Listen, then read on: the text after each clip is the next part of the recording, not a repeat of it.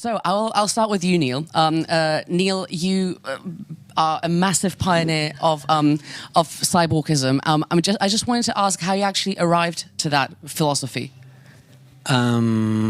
Accidentally, it wasn't my aim to become a cyborg.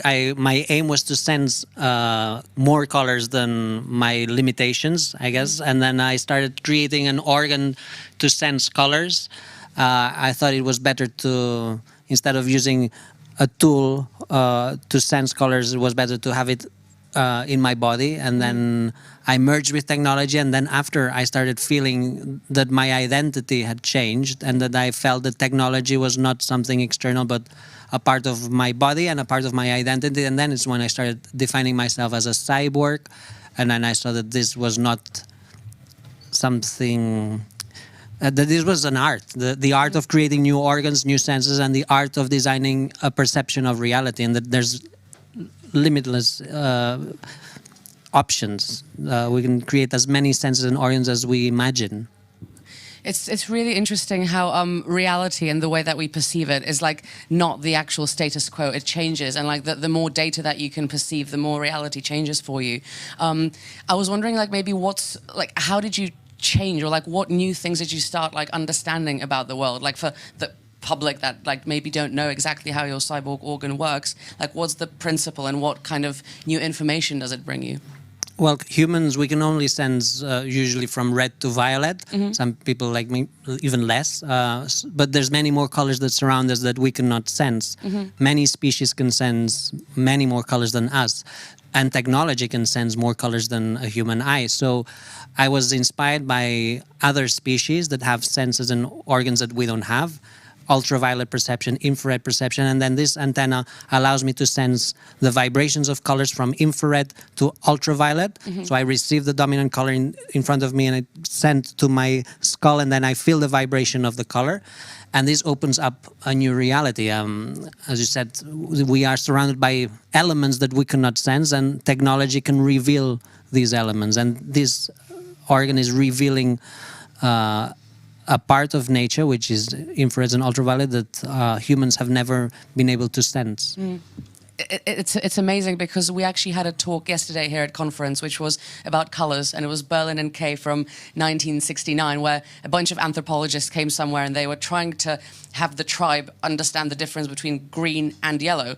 They didn't care about the colors, they cared about the texture. So it's incredible that you actually have a piece of technology that helps you see the world in a completely different way. So yeah, it's great. And I would like to actually ask you, Lombarte, as well. You came together, which is awesome. Something that we've been discussing throughout the conference is the idea of trust.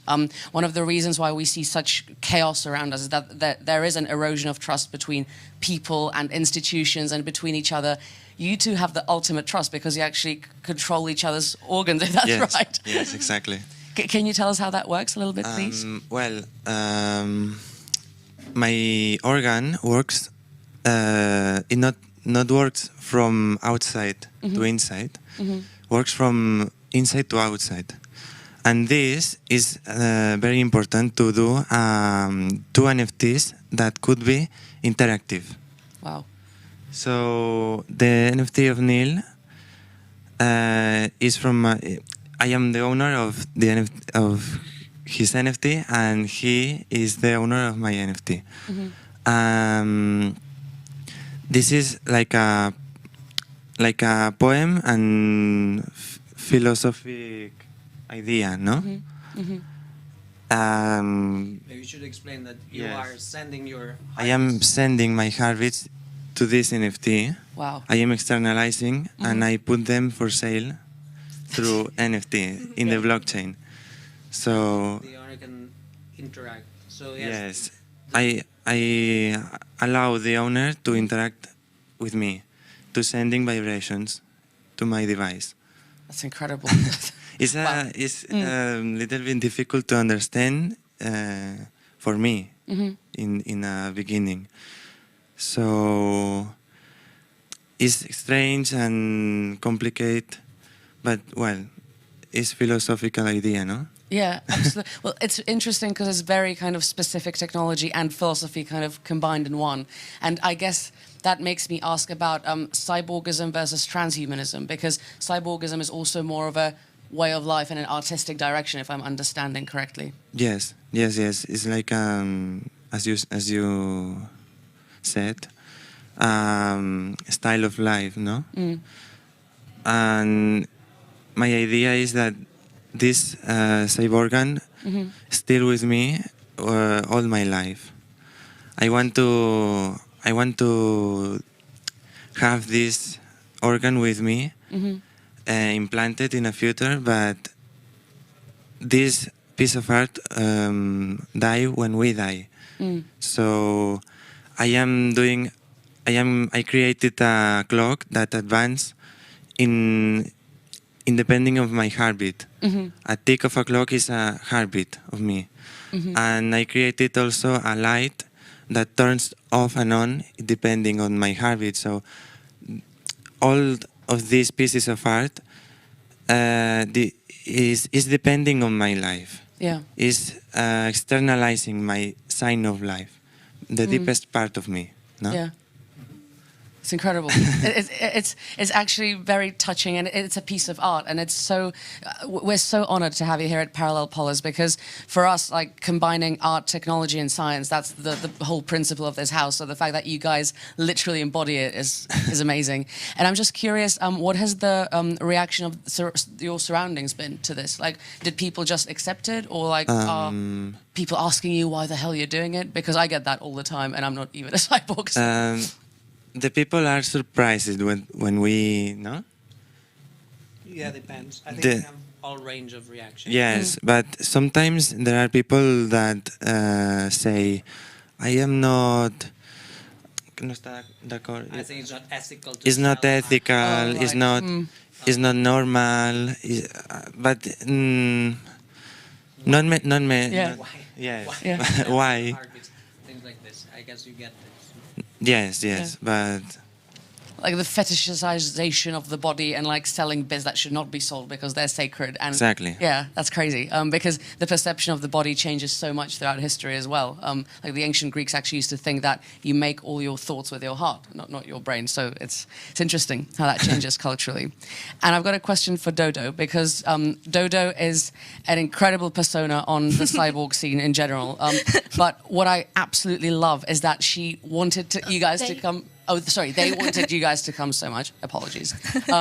Is that they actually like just went on Instagram and messaged you, and now you're here, which is crazy. What was your motivation? How did you guys meet? My motivation for inviting these guys, or my motivation to go on my cyborg journey in general?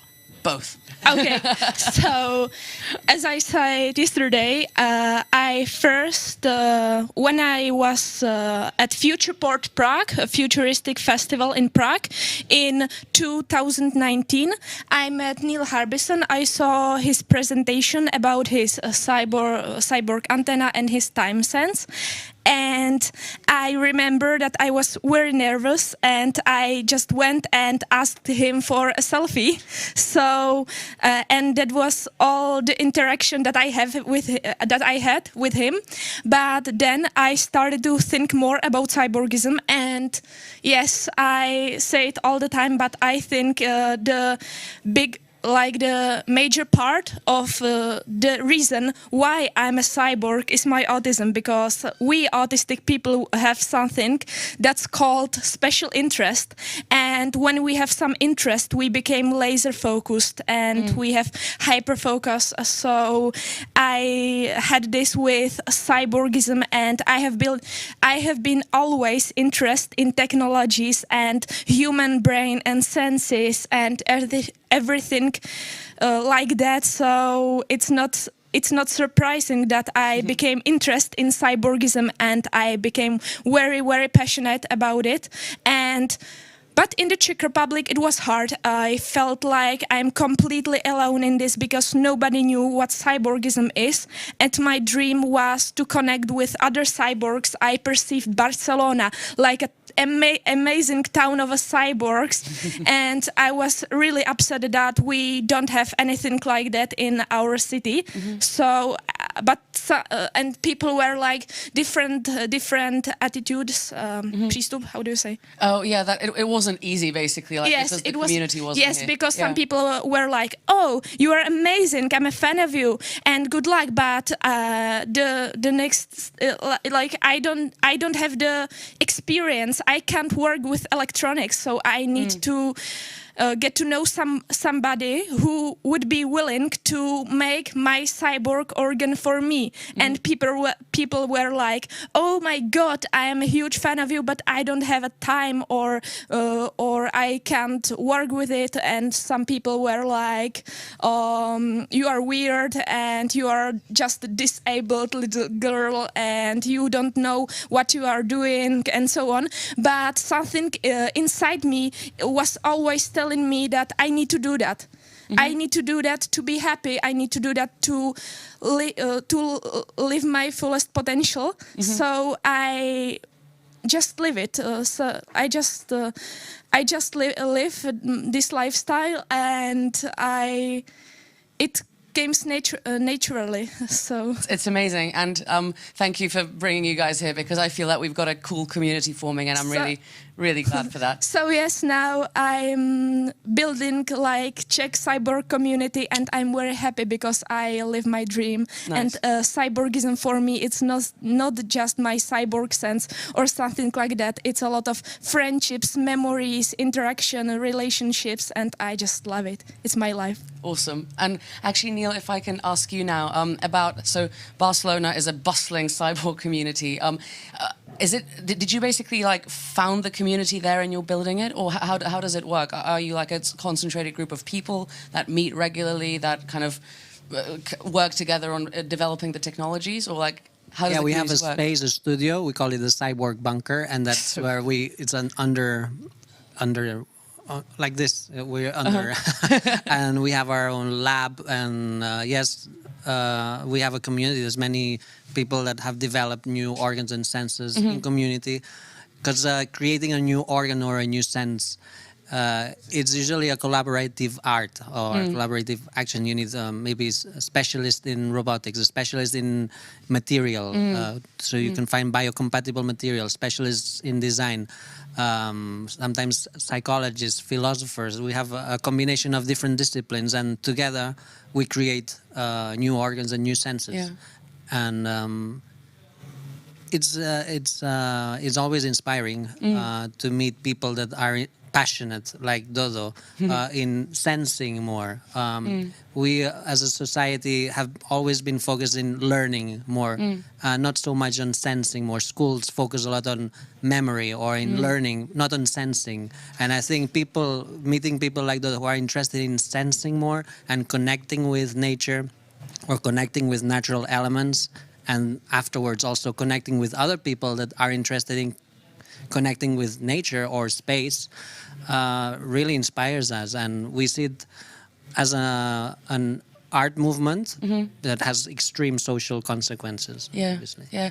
What I find really fascinating is that people often, like, one of the biggest like feedbacks that I get is like, oh, technology and nature are like two different things. Like they can never, like it's the evil robots and it's the nice trees, but it doesn't work like that. Like technology and humanity are so closely connected. What I'm curious about is whether you've come across some technological limitations, that maybe like you have something that you'd really like to achieve, but maybe like the technology isn't quite there.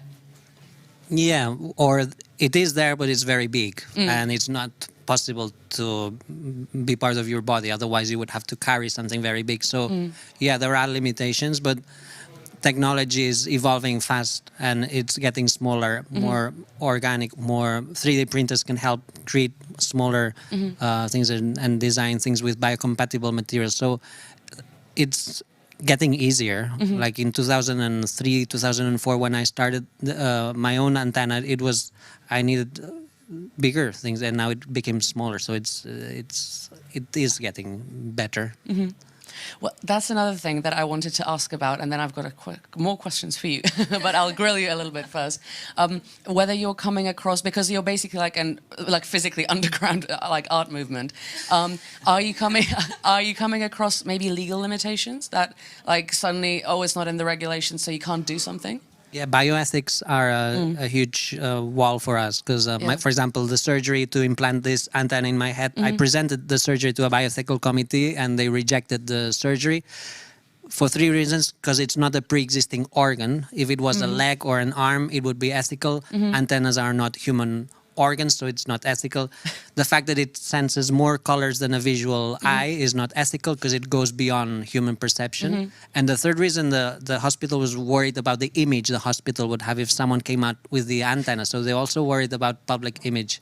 So cyborg surgeries or transspecies surgeries, which is the addition of organs or senses that are not traditionally human, are still not ethically approved. So we do have also a network of nurses, biohackers, and surgeons that are willing to do the surgeries anonymously, and we do them in this underground space sometimes, or in other like clinics, in rooms we rent in clinics. Yeah. That's amazing. So you've basically created a completely parallel system of functioning.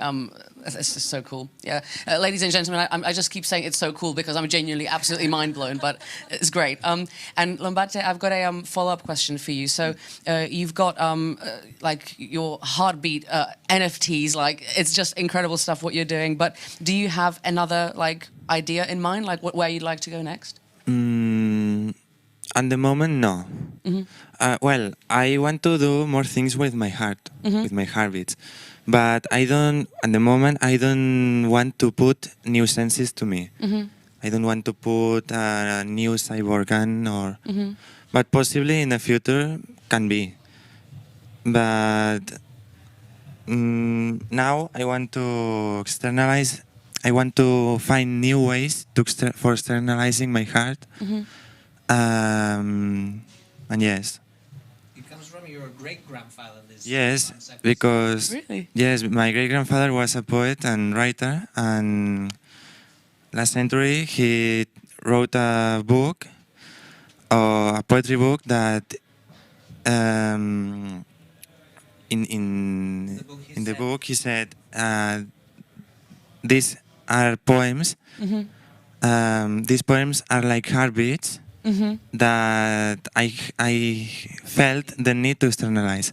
Right. In other words, my great-grandfather externalized his heartbeat with through poetry, through paper and ink, and I want now to externalize my heartbeats, finding new ways. Yeah.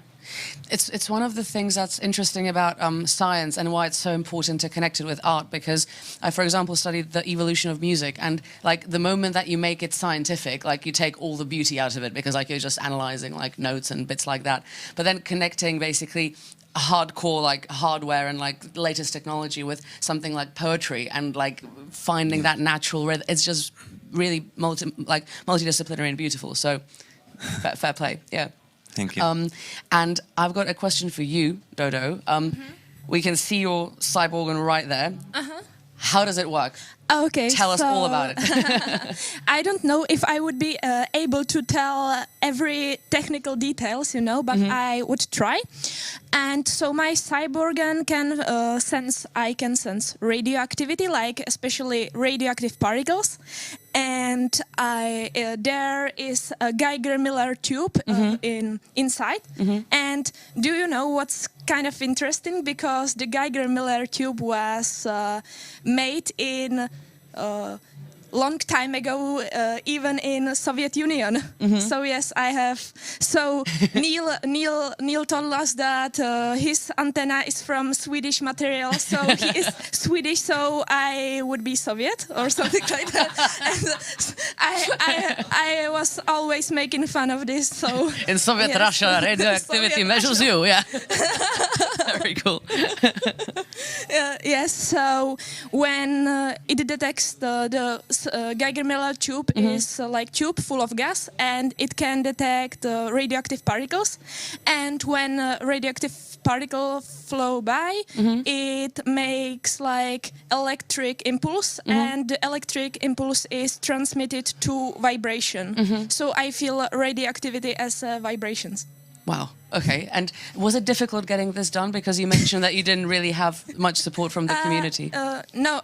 It's not like I had no support, but yes, because it was something different, and community of engineers are like, we can't make it for you. We can teach you how to do that, but I knew that it would be long process, so I need to, and I want to have my cyborg gun so badly, so I need to reach somebody who would be willing to exactly make the prototype for me, and then I can learn more. So I discovered Vincent Stuchli from Litoměřice. He is a student, and he makes like satellites, or like some he won some student competitions with satellites and so on, and he made also some Geiger Miller's Geiger counters. So I asked him, and yes, he was willing to do that.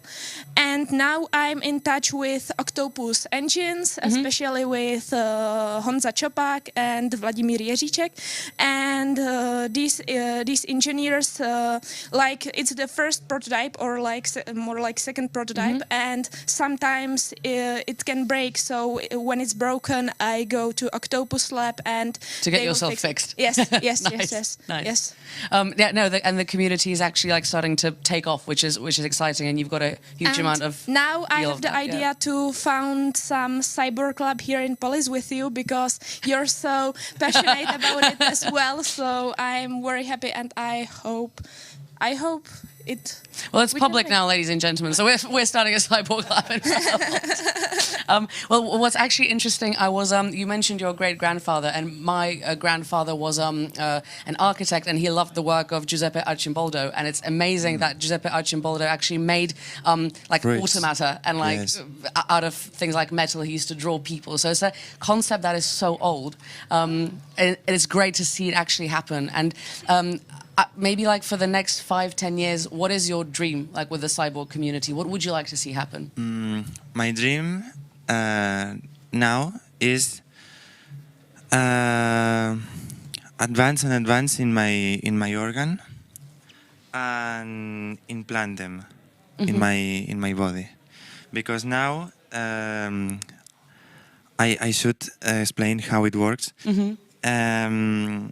I have 3 electrodes attached to my body that takes the voltage of my heart, and I can, with a processor, Bluetooth and ECG sensor, I can turn on and off this LED. With the battery, is the second prototype and is not very practiced, but I want to do a third prototype for whatever, but I want to I want to implant in my body to externalize all my life. Wow. Until I die. No? So, well, yes. So like the symptoms of your life functions, you want to externalize them through technology? Yes. In my artistic world, yes. Yeah. Nice. Yes. And so the next step is physical implantation, basically. Yes, exactly. Right. Okay. In my skin, or I don't know where. Nice. I mean, it looks good in the pocket, but yeah, Yes, fair yes. enough. It seems nice, because I can do a performance that I am doing these days, externalizing my Harbis with this light in my pocket. So with this prototype I like, but it's very big. He's nervous. Yes. You can. It's like a police interrogation, like it's such a giveaway. Did you murder this person? Ding, ding, ding, ding. Yes, and it's difficult. It's sometimes it's difficult to explain this, no? It's a lie detector as well. Yeah. You can Yeah. He's lying or not. Very, very useful. Dangerous. Neil, I've got a final question for you, but I think a very deep one. The whole thing that we're discussing here at the Congress and like that we see happening in society is chaos. It is like the uncertainty of like one's own identity. Like it's changing so much. Like, you know, you mentioned like the Swedish like material of the antenna. Like even things like nationality are actually becoming obscure. Like in this context, how did you feel your identity change during like your cyborg life? Gradually, I felt that the antenna was not a wearable. It wasn't a device. It wasn't something external. It started becoming part of my body, and also I started feeling that the software was becoming a part of my brain. So feeling no difference between the software and my brain is what really made me feel different. And the word that fitted my identity was the word cyborg. Cyborg is cybernetic organism, and I felt that cybernetics were part of my organism, also part of my mind. So it was gradual. Also, the moment I started dreaming in color with a new sense, I started in my dreams. I had this new sense, and I dreamt myself with the antenna. Is when I felt that the antenna was part of my identity, and technology was part of my identity. So I don't feel that I'm using or wearing technology anymore. I feel that I am technology, and I feel that cyborg is the word that best fits, or transspecies as well, because I feel that I'm no longer 100% human. I don't feel that the definition of human defines me enough, because I have a new organ that doesn't that is not included in the definition of a human. I have an antenna as an organ, and I have infrared and ultraviolet perception. So these are organs and senses that other species have. So the identity of transspecies really feels comfortable to me, because I identify as having senses and organs that other species have as well. Yeah. And for example, I read when we were doing the research and preparation, because we're so excited to have you, that you actually suddenly see new colors outside of the normal spectrum. Did you give them a name? Because it must be mind-blowing to suddenly see something that was inconceivable to you until then. Yeah, many ultraviolets, I given them names. You said like he's seeing, but he's not like seeing colors. Perceiving. Yeah, but perceiving. Yeah. I'm sorry. No, that's fine. No, linguistic, important. Yeah, the perception of elements that have never been perceived by humans means that there's many elements or concepts that have no names, and we have to create new words for new sensory inputs, or because all new senses create new cultures as well. If at some point there would be 10 people or 20 people with Dodo sense, or 20 people with my sense, we would create our own culture. And there are new words that we need to create, like becoming a senstronaut, for example, which is if you connect, my antenna has internet connection. If I connect to NASA's International Space Station, I can sense colors from space, so I can explore space without having to physically go there. So I feel that this senstronaut is exploring space by having senses connected via the internet in space. Moonribas could feel moonquakes by connecting her feet to the seismograph on the moon. So the moon was entering her body instead of her going to the moon. And we needed a new word to define this type of exploration of space through the senses. So we created senstronaut, or sonochromatism, which is hearing colors and color sound. New words, I guess. Each sense will create its own dictionary. It's incredible. And ladies and gentlemen, like, I think this is a perfect example of how technology, art and science, and combining it and actually living it as well, can create completely new realities. And like, if you are wondering that the status quo that you live in is fixed status quo, trust me, it's not, because like these three fine people are exactly a proof of the fact that reality can be very, very different to what you and I are used to day to day. So I really wanted to thank you for being the pioneers of this multidisciplinary approach to life, creating a new culture, and also visiting us physically. And I hope that we'll see you again in our new cyborg lab in Parallel Polis. Yes. Yes. Thank you so much. And ladies and gentlemen, see you soon. Take care.